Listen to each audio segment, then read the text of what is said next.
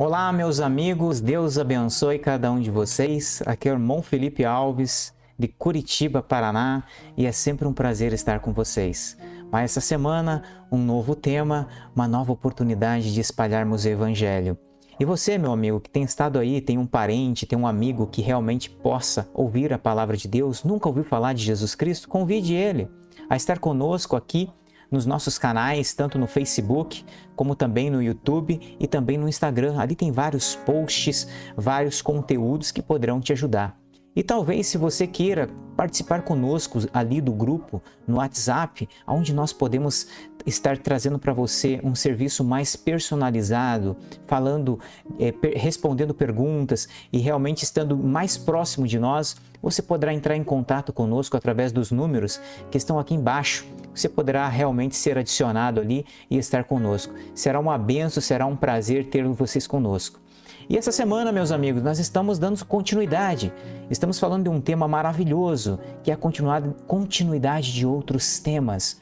Que significa, por que as chaves dos céus foi confiada a Pedro, né? É um tema que diz respeito ao porquê Jesus deu as chaves dos céus, as chaves da casa de Davi para Pedro. E queremos trazer respostas contundentes sobre isso e que talvez você nunca ouviu falar, mas existe essa chave, a chave que tudo que você abre, né, ninguém fecha, e tudo que você fecha, ninguém abre. Isso é o que a Escritura diz sobre isso. E nós gostaríamos aqui de termos essa oportunidade de passar para você, meu amigo, você que talvez esteja aí preso num sistema denominacional, e você que talvez nunca ouviu falar de Jesus, nós temos esse compromisso de pegar a palavra de Deus, resumi-la e trazê-la com maior claridade, com maior limpidez e pureza para você, para que não venhamos alterá-la no meio do caminho ou dar as nossas próprias interpretações, ou nossos próprios, dar a nossa própria ideia sobre o que realmente significa. Eu gostaria que vocês abrissem, meus queridos, ali no livro de Mateus, capítulo 16, onde realmente Jesus falou isso, né? A partir do versículo 18, ele diz o seguinte: pois também eu te digo que tu és Pedro, e sobre esta pedra edificarei a minha igreja, e as portas do inferno não prevalecerão contra ela.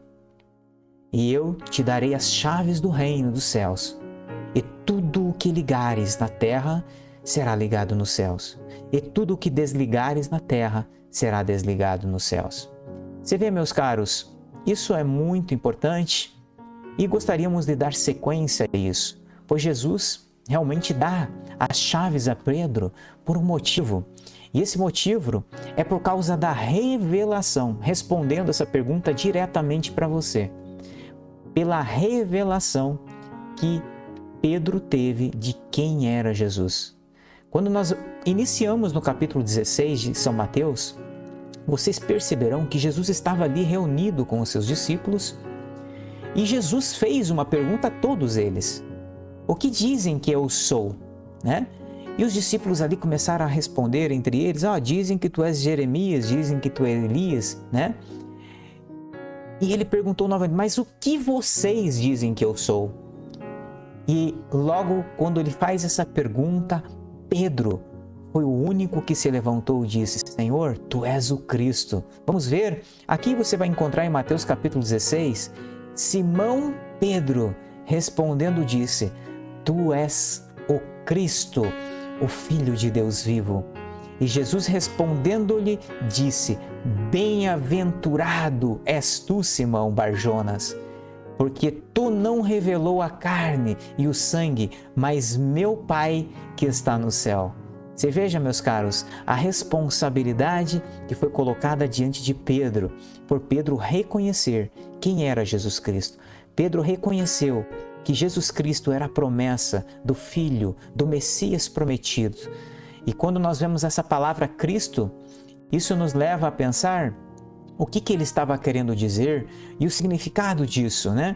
Inclusive, isso é ato de muitas divergências no mundo evangélico e em algumas religiões que creem em Jesus Cristo. Ali, eu queria dar para vocês o que significa que significa Cristo, Messias, né? Que se trata do mesmo significado, apenas palavras diferentes, né? A palavra hebraica no Antigo Testamento era Mashiach, que o dicionário hebraico define como uma pessoa ungida ou consagrada, ou seja, significa ungido. No português, Messias significa ungido. E no grego, né, que foi escrito o nosso Novo Testamento, né, ele é todo escrito no grego, ele tem um significado semelhante, né, que é Christos, cujo som se parece como Christos, que vinha de crio, que significa esfregar cerimonialmente com óleo, né, quando era feita a unção.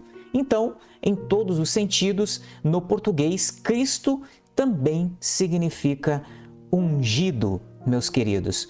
Então, quanto à palavra que é usada ali na Bíblia, nós não temos dúvida que se tratava do mesmo Messias, que se tratava daquele que era ungido pelo próprio Deus, que seria aquele prometido que haveria de vir, o Messias, né? O ungido que haveria de vir. Mas, no entanto, nós estamos falando de chaves, meus amados. E chaves, o que significa essas chaves? Meu caro, uma chave significa tudo aquilo, né? É aquela peça que todos conhecem, que ela abre portas. E Jesus Cristo disse que ele era essa porta. E nós vemos que Pedro aqui, nesse ato, ele reconhece quem é essa porta. E vemos Pedro, por revelação, descobrindo isso. E vemos o próprio Jesus também, ali no capítulo de João, capítulo 10, né? Jesus falando, eu sou a porta. Se alguém entrar por mim, salvar-se-á. E entrará e sairá e achará pastagens. O próprio Jesus vem trazendo a ideia, vem trazendo-nos a revelação de que nós devemos aceitá-lo como a única porta de saída dos nossos pecados e de entrada para uma salvação, onde encontraremos pastagens firmes e eternas. Nós devemos sim aceitar a Jesus Cristo, devemos aceitar Ele como Cordeiro, aquele que entregou o seu sangue, morreu por nós pelos nossos pecados. Né? Você provavelmente já ouviu falar disso, que Jesus Cristo morreu pelos nossos pecados, e foi por isso mesmo, porque em João capítulo 3, versículo 16, ele vem dizendo que Deus amou o mundo de tal maneira que Ele deu seu Filho unigênito, para que todo aquele que crê nele, nesse Filho, nesse Jesus, nesse Cristo, nesse Messias, não pereça, mas tenha vida eterna, ou seja, tenha a chance, né, de ter uma nova vida do outro lado. E muito se fala disso e talvez as pessoas não sabem de onde vem esse significado. O porquê que nós falamos que Jesus Cristo morreu como Cordeiro, né? Que foi um grande plano de redenção vindo do próprio Deus. Então a gente agora sabe que essas chaves, meus caros, ela abre essa porta chamada Jesus Cristo. E vemos que o próprio Jesus deu essa chave para Pedro, né? Deu essa chave para Pedro, passando uma autoridade, poder a Pedro. Por que você está falando isso, meu irmão Felipe? Você talvez pergunte, mas por que é poder e autoridade?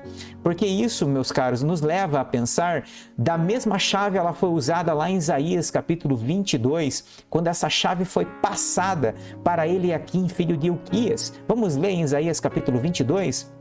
Você verá o seguinte, e será que naquele dia chamarei o meu servo Eliaquim, filho de Ilquias, e vesti-lo-ei da túnica e cingi-lo-ei com o teu cinto, e entregarei nas suas mãos o teu domínio, e será como pai para os moradores de Jerusalém e para a casa de Judá.